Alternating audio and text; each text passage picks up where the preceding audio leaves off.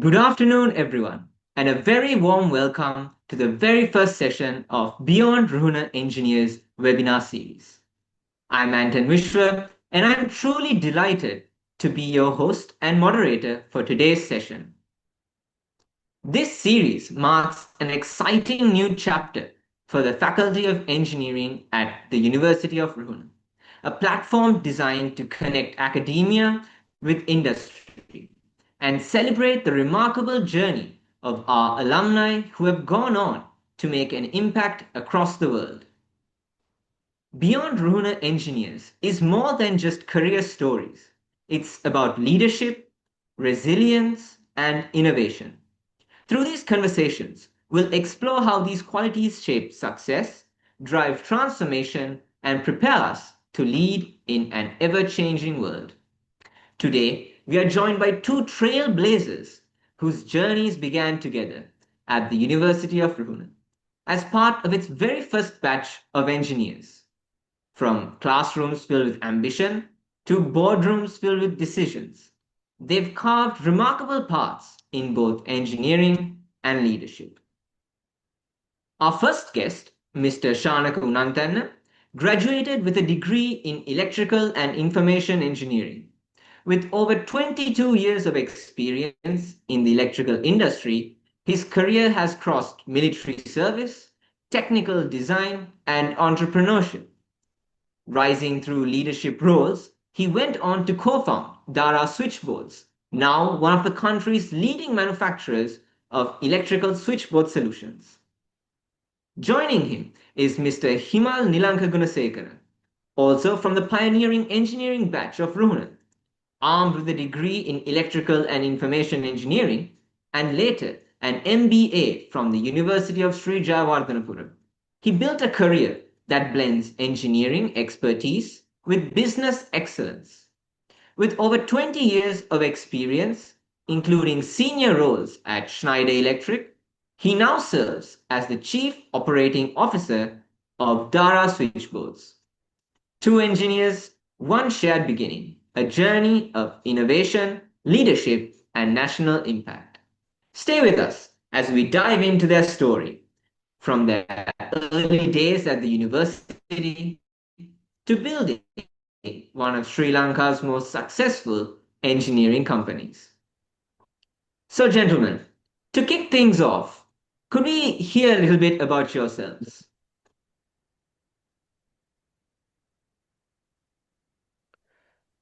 Good evening, Anton, and everyone who's joining. I hope everyone can hear me. Is that all good? Yeah, You we guys can can hear you. hear us. Yeah, good evening to everyone.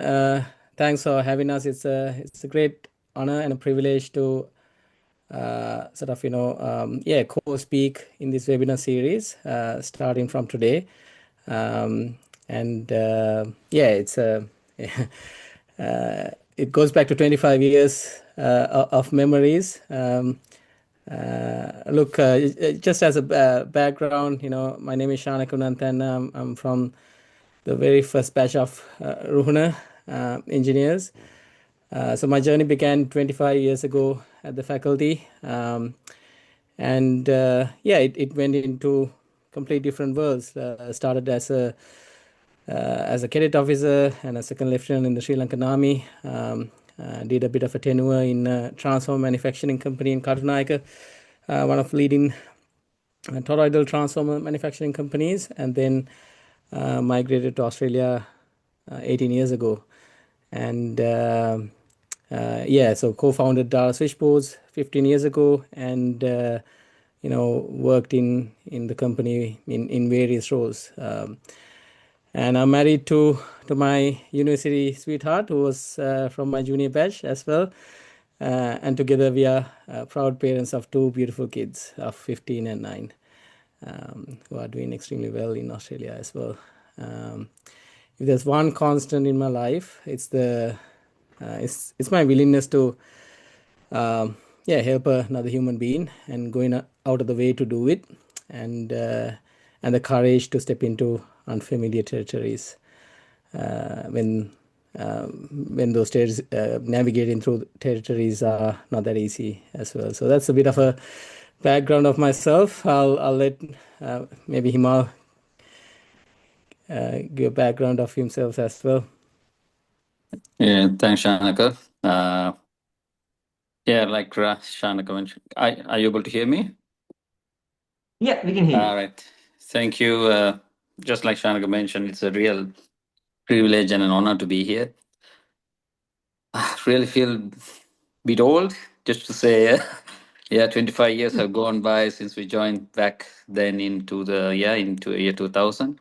So quite a lot of has happened, and it's remarkable to see how the faculty has transformed and has come through this journey. And we've seen a lot of people moving into big positions over here as well as abroad, be it academia, be it corporate leadership, be it brilliant engineers. So all happy for it. So just a bit of a background, just like Shanaka mentioned. Shanaka and I are from the year's first batch. So we were, I would say, the starting people, and we were actually in the same room for all this time. So yeah, a lot of history back then. Bit of a career, bit of a personal. Yeah, I'll start off with a bit of a personal note. Yeah, uh, yeah, I'm married to a batchmate of mine. Yeah, from the same batch, and we're blessed with two kids, both boys, 16 and 12. So just like Anton mentioned, I started off my career back then in Sri Lanka in Demos. I think you know the company, Diesel and Motor Engineering. Actually, I started off as a management trainee. So it was not a typical engineering start, but a bit of a managerial start. Then went on to become a sales engineer. Then I changed careers. The longest path of career for me was in a MNC called Schneider Electric.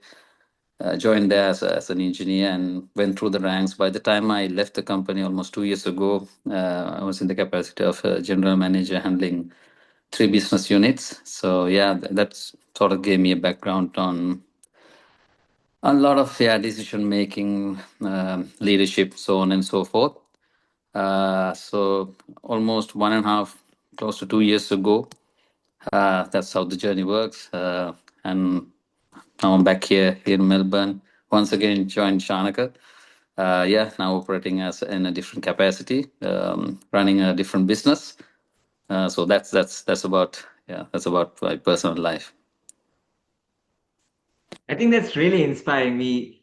Hearing both of your backgrounds, it's truly an honor to like be able to speak with the two of you and gather your thoughts.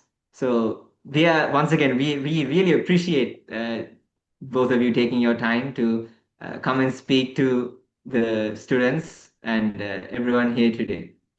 So I think Mr. Himal mentioned that the both of you in the same batch and maybe even in the same room for a while. So we'd love to know about your companionship. The whole collaboration. How did it begin, and how did it become so special?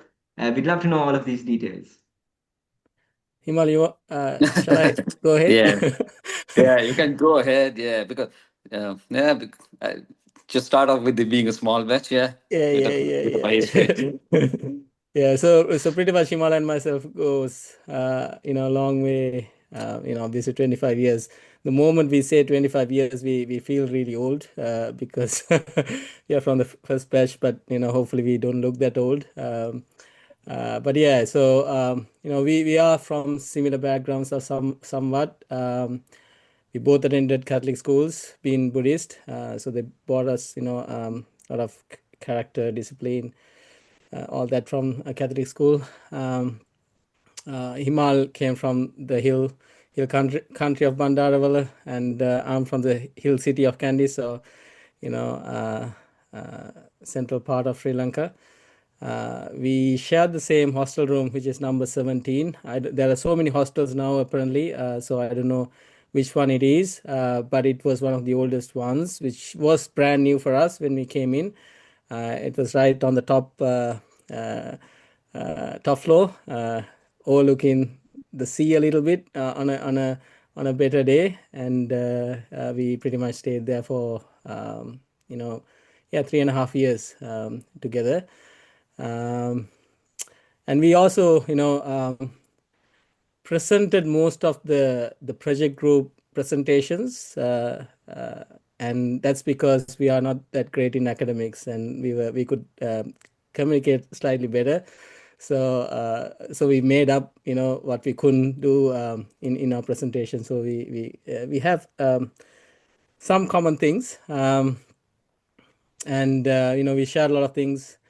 We shared food, we shared sorrow when we go through challenges. We actually shared a lot of celebrations as well, especially after a mid-semester exam and an end-semester exam. Lots of drinking. I'm not making any of you alcoholic, but yeah, so we had a good time too when we managed to finish an exam, which came pretty quickly for semester grads, which was started from us as well in the whole university history, I think, in Sri Lanka. But over the years, it's changed into. I mean, we kept in touch while Himal only migrated 1.5 years ago. I migrated here 18 years ago actually, and we just kept in contact with each other. And but it's beyond now friendships. We are working together in our company, and there's a lot of deep professional relationship as well between us, and it's really great to be working with your best mates. It's very very rare to find, but both of us are blessed to have it. Himal, you want to add something? No, I think I think yeah, you pretty much covered everything. Just a little, maybe one point, because Anton asked how we kept the relationship, how the companionship moved on. I think one fact that really helped all of us for the entire batch was because we were a very small batch. I don't know whether you know it. Back then, the intake was just 100.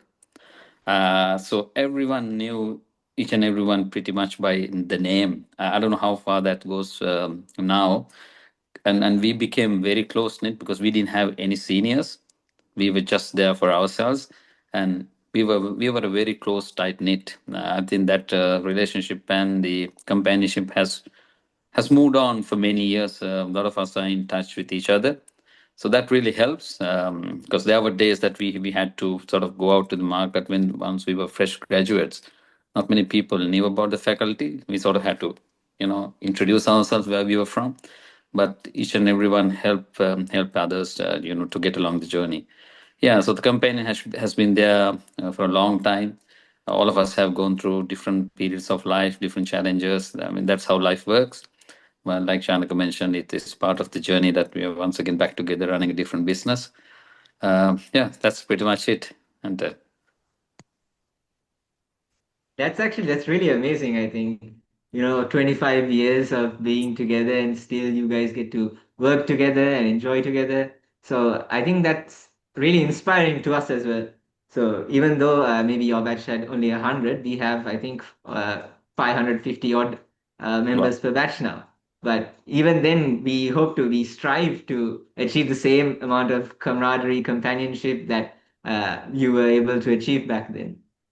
So again, that's we really appreciate that. We think it's really wonderful.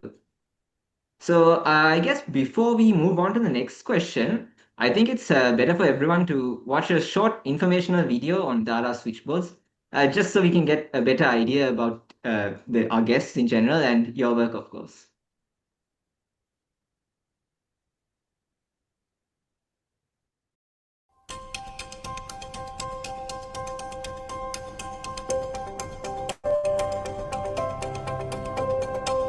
Welcome to Dara Switchboards, the #1 manufacturer of customised switchboards in Australia. We'd like to tell you a bit about our company, and we hope this could be the start of a business relationship that will last for years to come. At our state-of-the-art production facility in Mulgrave and the other 2 production facilities in Cranbourne West, we have over 100 employees hard at work for our customers.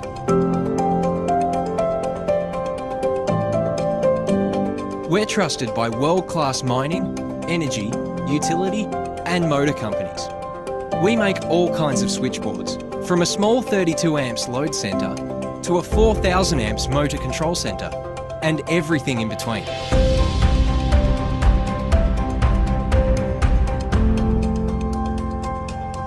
You'll find our switchboards all over in both commercial and multi-residential buildings such as apartment complexes, hospitals, large-scale shopping centres, community centres, solar power plants, utilities, petrochemical terminals and other facilities powering Australian cities and industries.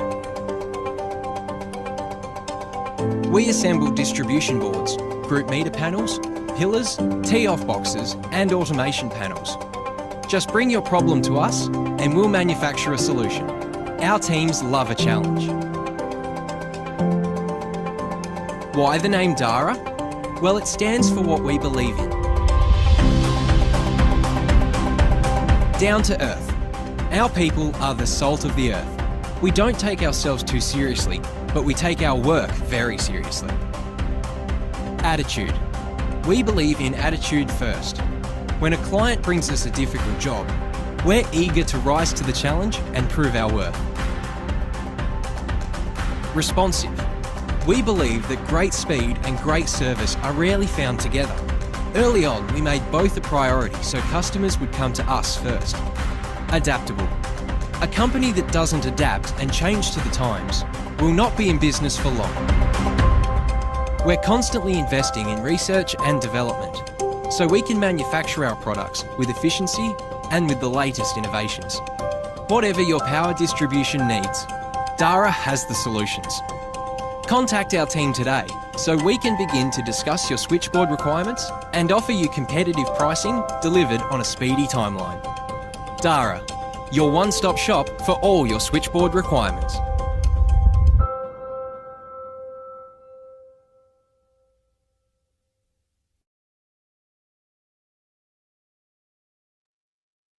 Yeah, that was very impressive. I think it really shows the scale and success behind what the two of you have built.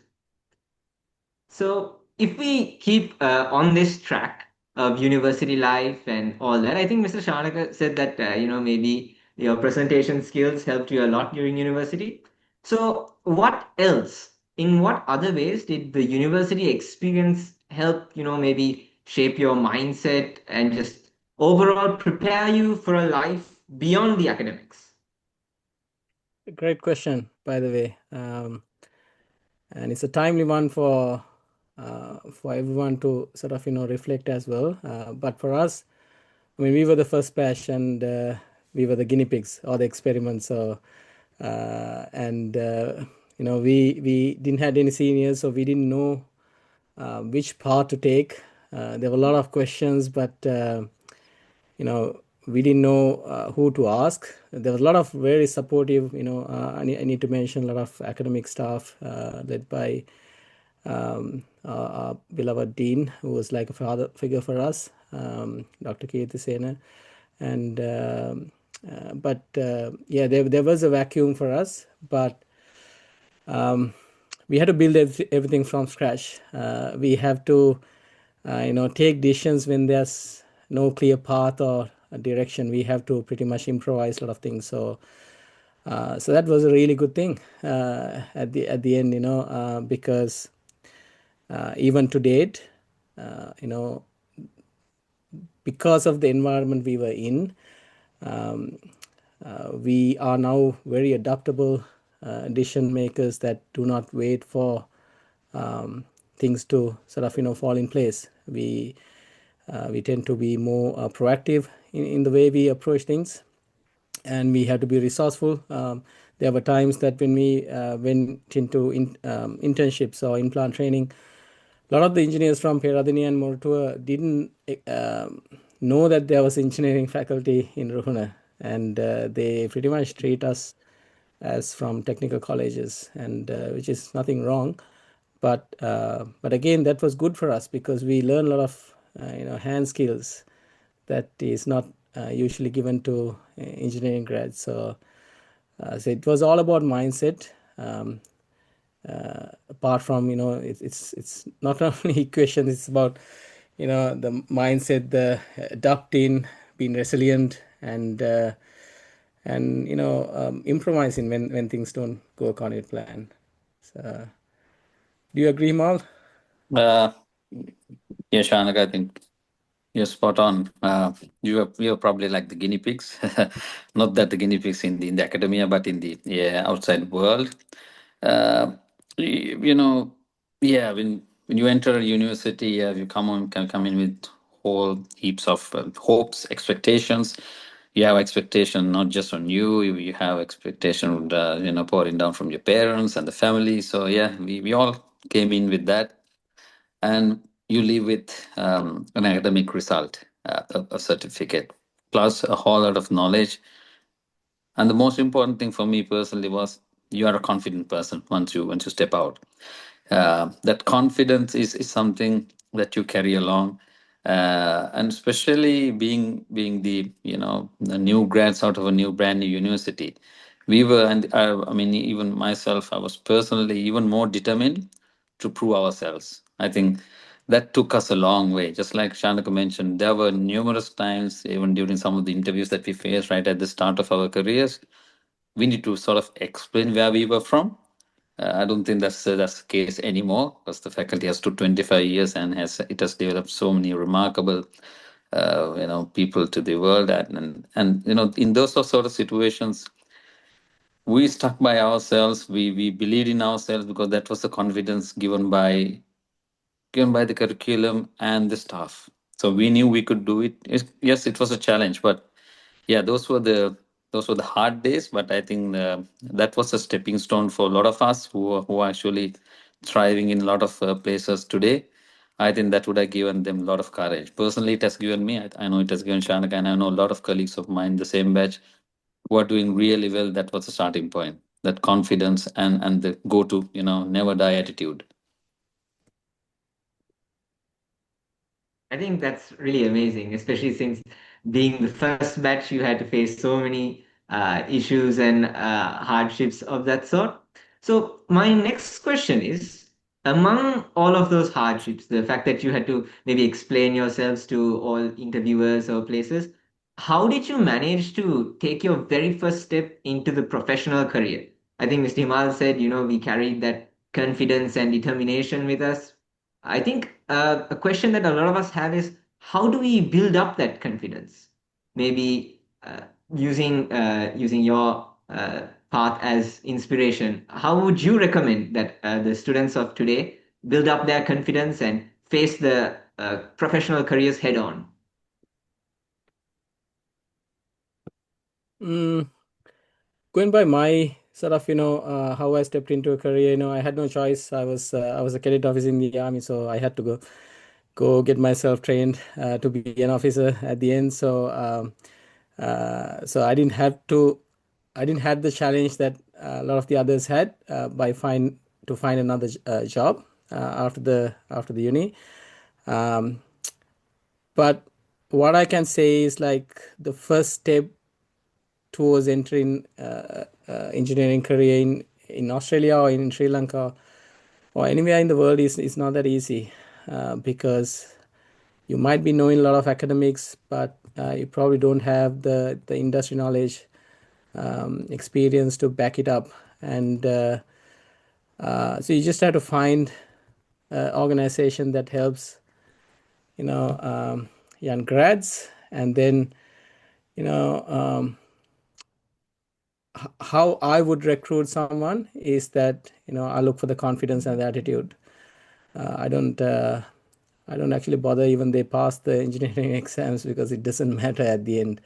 Uh, Probably the academics, if there's anyone here, they won't agree with me, but it doesn't matter, right? All these exams and all this logic, everything is to make sure that you have the resilience to get through hard questions, problems in the industrial life.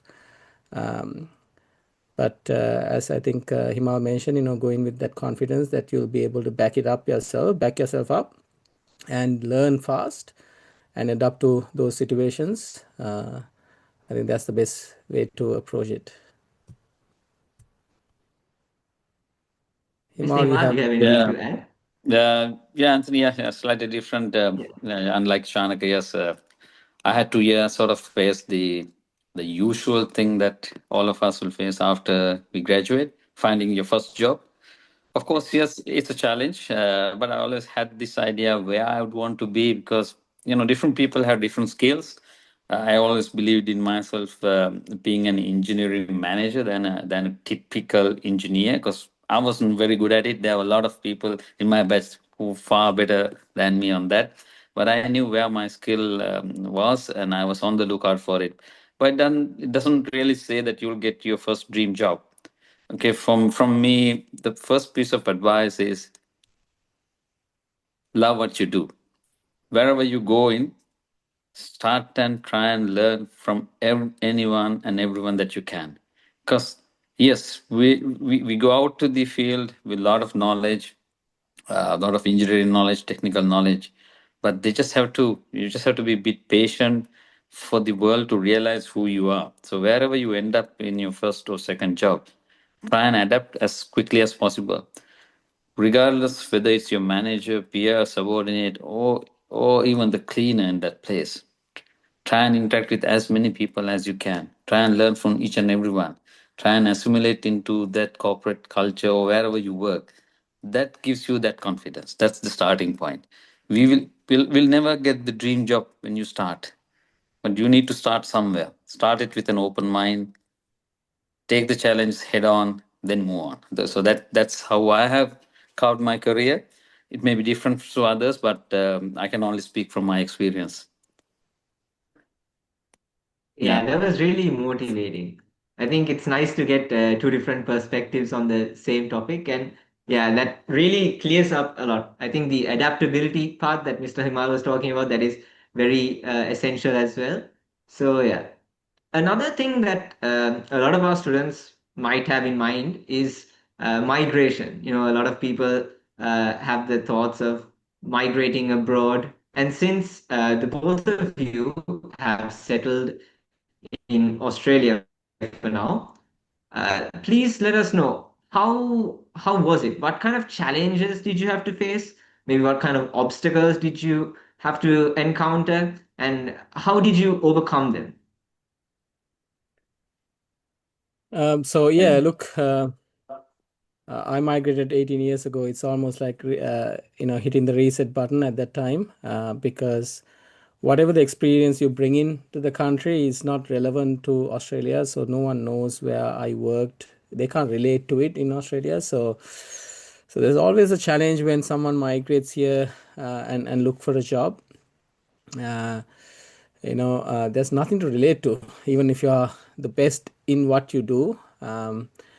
It's almost a uh, fresh start. So that's how I started. I started right at the bottom as an estimator, and then a design engineer, project manager, and so on and so forth. So adapting yourself, going back to what we kind of pointed out earlier, is quite important, and also giving them the confidence that the employer, that you are willing to do whatever it takes to get things done. That's the confidence and the attitude that the employers are looking for in a country like Australia. There are lots of options for younger generation now, which was not available for us many years ago. But at the same time, it's getting tougher. It's challenging as well, because there's a lot of volume that goes into the country. But going by that, some of the challenges I faced, how our company is helping, to overcome the challenge for the newcomers is connect them with the network. We had a really good graduate program for so many years that provided opportunity for them to start the career in Melbourne in our organization, and then branch into what they want to do. So as a company, we have been really blessed to provide that opportunity for a lot of the newcomers, and I've seen some of the names in this the participants, and there are a few who started their first job in Australia within our company. So yeah, find an organization like that, and then yeah, reach out for help. There's a lot of 25 years worth of grads or alumni in Australia too. So there's a good network here.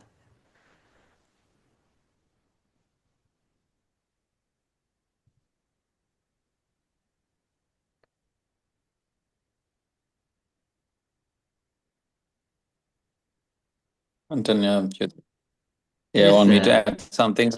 yeah. I would really, I don't really have much to add on to that experience because I was actually fortunate enough to come over here with a job because, when Shanaka sort of asked me to come and join the business. So I'm very fortunate that I didn't have to go through that challenge, especially, at our age, we wouldn't really take that kind of a challenge unless otherwise there's a very secure path to come in. But I've seen a lot of young people coming over here trying to make their life. It's a really good place to come and make out your life, but come with an open mind, just like Shanak said. It's a challenge to get the first job wherever that is, be it Sri Lanka or even Australia. But we are at a far better place right now, Shan, just like he said, because there are a lot of people who have come from over there, who have developed their businesses, networks, people who are in very high positions in other corporates as well. So there are references. You need to go to the first job through reference. I think you guys are far more blessed than the previous generation, I would say, because there are a lot of people who will help out to you. But the challenge is, I've actually seen two sides of the working culture because I've worked a large part of my life back then in Sri Lanka in a different entity. The work ethics are phenomenal over here. uh, it's for Monday to Friday, it just flies like nothing, and if it's a never ending work. So it's a bit of a hard shift from I would say somewhat of a laid back and a relaxed culture back there to over here. So you need to have that right mindset, but it's good because you're always on the ball. Everyone's like that, and that doesn't mean we forget to have a fun. Yes, there are some fun parts as well, but the work ethics are totally different. So that's the beauty of it, being able to work in two different cultures. Yes, I think it's we are very lucky to have such admirable alumni, 25 years worth of seniors to help and support us. And for that, once again, we're like very appreciative of that. So, up next, we know that the 25th anniversary is coming up.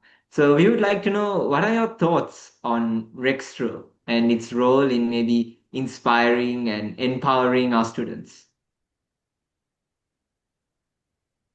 Yeah, great question. I think, like I mentioned earlier, because we didn't have any seniors or nothing at all, we didn't had any community to start with. I think Rextro can provide the bridge between the people who have walked the path and the people who are about to start the journey.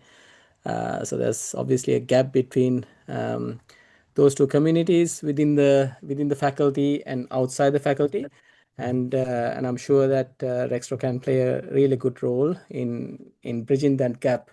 And because it's at the end, it's engineering. It's not about just solving problems and equations, right? It's about connecting. It's about yeah, the human connection, the community belonging, and it's a really good initiative. So so keep doing that. Yeah, and then I think beautiful name, I must say, whoever came up with this thing. Very catchy. And I know for a fact that you guys have planned a lot of activities coming, heading into the exhibition days, 5th, 6th, and 7th. Along with a lot of touch points, just like Shanaka said, with colleagues and people who are in the field who have excelled. Try and reach out to as many people as you can, because that's the only way you will probably build up the name, and will be able to attract a lot of job opportunities to the whoever that's going to pass out in the next coming years. The thing is, this doesn't really help the engineering community. It helps the entire society as well. Uh, Really be mindful. There are few more other engineering faculties that have opened up very recently as well. You see the one that is in, I think the recent one was Japura, is it? So there will always, Yes. yeah, so there will always be a competition. You can understand that, but it's a good competition. It's a very healthy competition. But now that we are about 25 years ahead than them, we should be running the race pretty fast. So these kind of activities, the societies that really helps to build the linkage between the industry and the academia. So beautiful start, and we wish you all the very best in your activities as well. Thank you so much. Our team at Rextra is working very hard to make this whole event a success. So, in maybe your opinions, what sort of an end goal should we be striving for with Rextra? Maybe right after the 25th anniversary, what sort of a aim should we be going for? Any opinions on that? Um, Look, I think, yeah, it's a really good, thoughtful question because I think Rextro shouldn't be just for the 25th anniversary. It should be beyond that. I think whatever that you all have started has to continue. If that's to see, yeah, lots of connections being built and build, picking up some momentum, because starting anything is not easy. It's one of the hardest things. I've done that many times, so I understand how difficult it is to start anything new.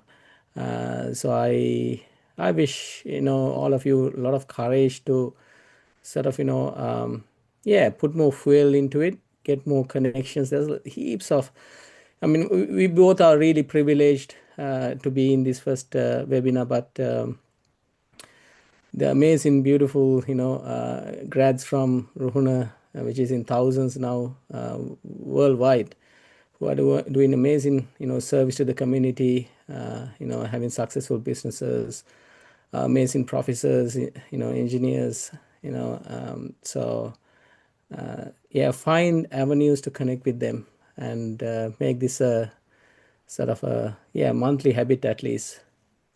Exactly. Exactly, Shan. You're up to the point. You see, starting something like this itself is not easy. I know a lot of you would have worked really hard in bringing up not just this name, in organizing all these activities. I know for a fact a lot of our batchmates are also heavily involved in this thing. Kudos and thank you to all of them. But this is just a starting point. We tend to start a lot of these things. Maybe it's part of our culture. You end up just at the end of the anniversary, it sort of dies down. But that's not how it should be. There's a big legacy of 25 years and people who have excelled in different fields, like Shanak was mentioning. So reach out to them, get them involved in the faculty activities, get the students, get them to see the paths these people have taken, be it academic, be it managerial, be it brilliant engineering, whatever, and have that connection in between. So because that not only helps the undergrads, it helps people who are in the field as well. It'll also draw in a lot of funds to the faculty, which is which everyone needs. And so make this as a starting points. Have a monthly program running on. I know for a fact you guys have in the different various departments people coming over here as resource persons and doing various kinds of things. So always try and tag it to this brand name, keep it to one name and try and take it along, because we don't want to mention names that some of the other uh, programs that are being run by other two universities. But probably if you can have one single name going forward, maybe for an industry day, you have corporate days, that will really help. Yes, I think that's a really good idea. Maybe maintain and develop these connections throughout Rextro and not just within Rextro, but beyond as well. So yeah, Exactly. thank you so much for those insightful ideas. So if we get a little bit more personal, do you guys have a personal motto, maybe some sort of a guiding principle that helps you get through your work, maybe helps you through the hard times, maybe a sort of quote that you guys live by? Live by many quotes, live by many of them, because some of them, um, relates to certain situations, but for me, it's about not giving up on life. You know, it's just keep pushing. And also when I say never give up, um, it is also within reasons. There are times that you have to give up too. You are just human being, and we are not superhuman to push through certain situations where you don't have to push through. So for me, it's about never giving up, but at the same time understanding where your limits are, and then if you have to take a rest and find a different path or avenue, or find your passion. That's what I would recommend. Yeah, and I think you see what's coming from an entrepreneur, never giving up. No entrepreneur Yes. would be there if they had given up. I mean, it goes same for the all innovators as well. If I could just probably add on a bit of personal note for that from my side, I would believe, walk the talk, because I've spent most of my life in a corporate culture. Now just joined Shanaka, so yeah, that sort of has helped me, and integrity. So those two, personally, I value as my top traits. I always want to probably under promise and over deliver. That had been one of the traits. And once you stick to this walk the talk thing, yeah, nothing left to hide. And then things become very, very, very peaceful. That way, it clears out a lot of boundaries, because you don't want to pretend to be anyone else than who you are. Uh, it's not easy as done. Uh, you need to really work on it. But if you truly believe in it, it's an easy path to walk. So that's a bit on the personal side, and always, and on the little bit of on a casual side, I would say strike a balance between your corporate and personal life. That really helps. Try and surround yourself with, of course, number one, your family, then a good set of friends, because they come in handy. Life is not always a walk in the park. There are a lot of obstacles. Sometimes your career, corporate life cannot give you answers in difficult situations. That's when the family and good friends come in handy. So those have, I think, helped me. I believe it has helped all of us as well. Yes, I believe so too. I think both, from both aspects, the quotes and mottos that we were given are actually would really benefit us, especially maybe the never give up part, but attached to that, know when you need to take a rest. And of course, the walk the talk, or I really like the under promise, over deliver one, because I tend to see a lot of our people try to overcompensate and then maybe fall short. But yeah, so that's really nice, and thank you, both of you, for those uh, meaningful mottos. Um, Up next, I think since both of you are leaders in engineering fields, from your perspective, what do you think is the connection between leadership and engineering? More like, what does it take to become a successful engineer?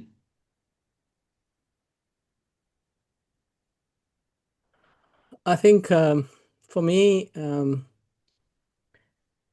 irrespective of whether you're a scientist, engineer, or whoever, you are generally serving a community of people, whether it's your clients, whether it's a particular industry, whether you're dealing with your suppliers, whether you're dealing with your employees as a manager or a leader in the organization. It's the connection. Now that is something that we tend to forget during our academics, because there's a lot of things to go get through. so many semesters, so many mid-semester exams, so many end semester exams, so many assignments, and we tend to forget about the importance of that human connection. Irrespective how smart you are as an engineer, I think for me, it's the human connection that is the most valued when the engineering is applied, because you can cater your solution to the people, right? To the type of client that you are facing with. If you know the people well, you'll be able to provide the solution, much better solution than just a solution.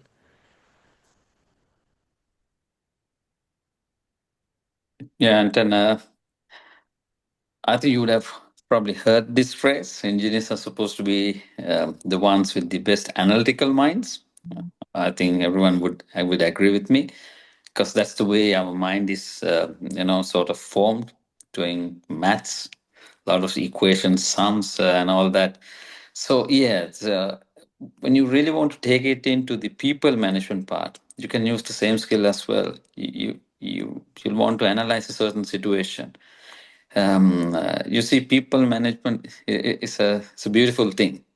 It's a beautiful thing. Just like you do all your academics and the mathematical part, you'll probably start to see a lot of similarities, patterns, and trends once you're in that group. So I tend to use the same analytical skill probably I would have gained from my engineering career in terms of analyzing people as well. It's fascinating to see how you can apply them in the real world when it comes to people management. Because you're not only managing people, you're helping a lot of people as well. And at the same time, very importantly, you learn from almost all of them. So that's a continuous journey. I don't think any one of us could probably one day say I'm the best manager or best leader. I think all these people, until the day they die, they keep learning. So have an open mind. Use your analytical skills to sort of manage. If you want to pursue a career in a leadership path, that really helps.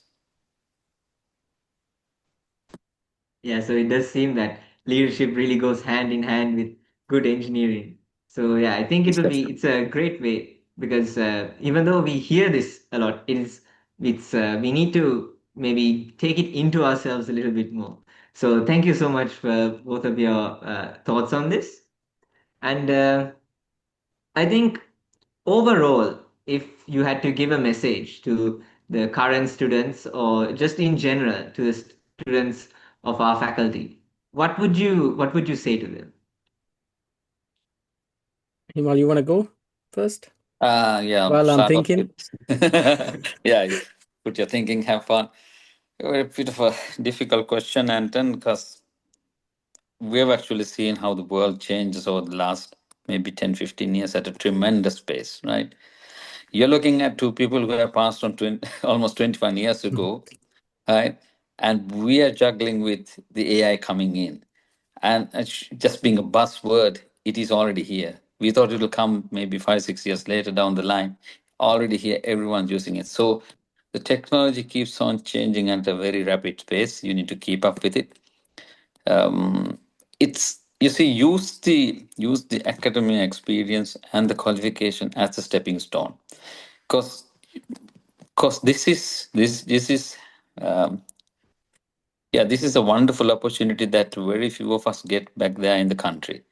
Probably about 1% of the people get to enter the engineering faculties. They're the cream of the country. Sometimes we don't really realize it once you pass out of it. There's a big place that you can play. We don't really realize the value of us. Have confidence in yourself, because you're not just one of them. Not just one of them. We are the best analytical minds that goes out. Have confidence. Start building on it through experience. First 4 to 5 years, have an open mind to do anything. It could be probably the lowest paying job. Doesn't matter.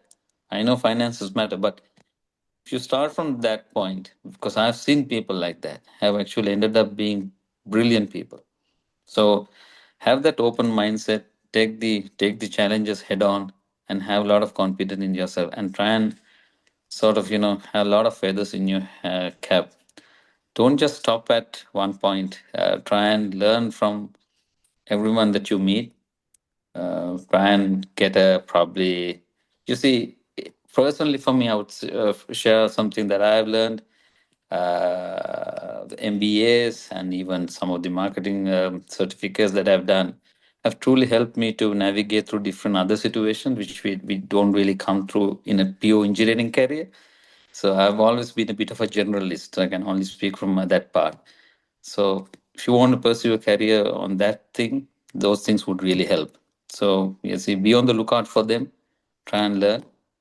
Yeah, that's it from me, Shanaka. By the way, Anton, in which batch you are? How many years before you graduate? I'm currently in the 25th batch. 25th batch. So there's Yes. another couple of years for you to go, or Yes, around 3 years. around 3 years? Long way to go. Yes.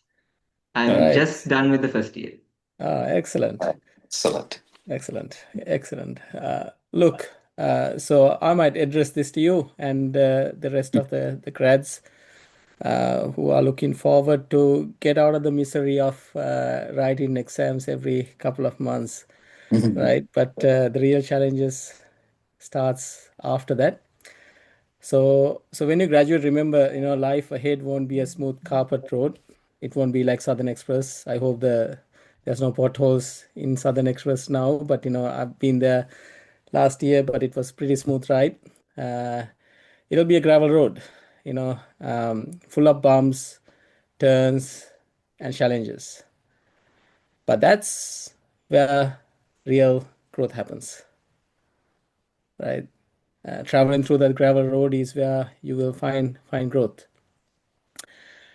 Success is not measured in um, whether you got a first class or second upper or just got passed or the title you wear in your at work. It measured by how many times you fail and choose to stand up again. Because in life there'll be lots of times that you'll have to go through challenges. I know there are really lucky people as well, like at least 0.5% or 1% that has a smooth ride, but 99% of us goes through a lot of challenges that put us down. But it's about standing up again, and turning those challenges into opportunities and failures into lessons, and never lose your human touch. And I think Himal made a really good point about AI coming in because it's quite disruptive, right? But at the same time, organizations will be looking for human touch. That'll be lost with everything being digital and artificial in the future. So the future will always have space for engineers who are not just skilled, but kind, adaptable, and deeply human. So that's my message to the undergrads who are looking forward to the taking the path that we took many years ago. Yes, I think that's really excellent advice. And even to me personally, I feel like that it'll help me a lot more in my upcoming journey. So thank you so much for both of you for that. And yeah, that's like some really good advice. And it's definitely something for all of us to remember. So yes, thank you so much. And maybe one more question before we wind up. Um, about your career journey, maybe how would you recommend that fresh undergrads get into the job market? So we already spoke about maybe reaching out and connections, but is there any other advice that you can give maybe to assimilate with that? Yeah, I think improving your connections in the industry is quite important, right? There are platforms like LinkedIn right now that provide access to a lot of the decision makers and industries and company pages that provides a lot of insight into where the young grads will be going into, and creating that connection and being able to relate to some of those things will be quite important, because even in interviews, in real interviews, they don't ask you to solve a Fourier transform, the equations and things like that. I hope not, because both Himal and myself will fail in those things. But understanding the people who you will be talking to, industries that, innovation that's happening in those industries, and how you might be able to provide your skills for those companies to transform into the new digital age or whatever it is. Try to have that connection to the industry, and that is something that we lose pretty easily in the uni because of the workload that's involved. So, yeah. Yeah, important point, Shannon, you mentioned to have that connection going on. Especially, I mean, I've actually felt it when I started. Uh, just a bit of a personal note to add on to it. When I was there in the first interview at Demos, I actually did a lot of background study before going in there, because I knew that was going to be probably one of the questions that they were going to be asking me. So if you're interested in joining, let's say, a particular field or a company, have a bit of a study before you go in, right? Just expect those questions to come in and be ready to answer in whatever form that you want to do. And another one is, you may not end up in your dream job right at the start.